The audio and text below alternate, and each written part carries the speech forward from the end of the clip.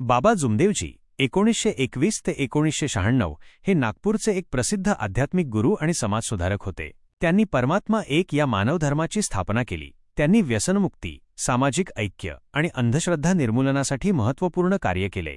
गरीब आणि गरजू लोकांसाठी त्यांनी छोटे बँक आणि दुग्ध सहकारी संस्था देखील स्थापन केल्या.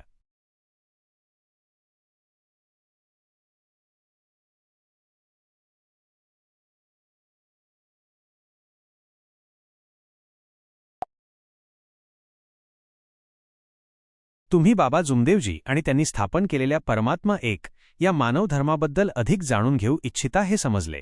चला याबद्दल सविस्तर माहिती पाहूया. परमात्मा एक मानवधर्म काय आहे? परमात्मा एक हा एक मानवधर्म आहे ज्याची स्थापना महानत्यागी बाबा जुमदेवजी यांनी केली. या धर्माचा मुख्य सिद्धांत आहे की परमेश्वर देव एकच आहे. हा धर्म मानवांना अंधश्रद्धा, व्यसने आणि वाईट सवयींपासून दूर राहून एक चांगला आणि सुखी जीवन जगण्यासाठी मार्गदर्शन करतो. बाबा जुमदेवजींनी लोकांना एकच देवाची भक्ती करण्यास आणि मानवतेची सेवा करण्यास शिकवले. मुख्य तत्त्वे आणि शिकवणी. बाबा जुमदेवजींच्या शिकवणीचे काही मुख्य आधारस्तंभ खालीलप्रमाणे आहेत. परमात्मा तुमची बाबा जुमदेवजी आणि परमात्मा एक मानवधर्माबद्दल अधिक जाणून घेण्याची इच्छा आहे हे उत्तम आहे. आता आपण त्यांच्या कार्याचे आणि शिकवणीचे काही सर्वात महत्त्वाचे पैलू आणि समाजावरील त्यांचा प्रभाव पाहूया. बाबा जुमदेवजींच्या शिकवणीचं महत्त्व आणि प्रभाव. बाबा जुमदेवजी यांनी त्यांच्या हयातीत आणि त्यांच्या निधनानंतरही समाजावर खोलवर परिणाम केला आहे. त्यांचे कार्य केवळ आध्यात्मिक नव्हते, तर ते सामाजिक, आर्थिक आणि नैतिक बदलांना प्रोत्साहन देणारे होते.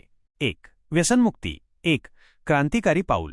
बाबा जुमदेवजींच्या कार्याचा सर्वात महत्त्वाचा आणि प्रभावी भाग म्हणजे व्यसनमुक्ती. ज्या काळात व्यसनाधीनता अनेक कुटुंबांना उद्ध्वस्त करत होती, तेव्हा त्यांनी लोकांना व्यसनांपासून दूर राहण्याचे आवाहन केले. कुटुंबांचे पुनरुत्थान. त्यांनी हजारो लोकांना दारू, तंबाखू आणि इतर व्यसने सोडण्यास प्रवृत्त केले.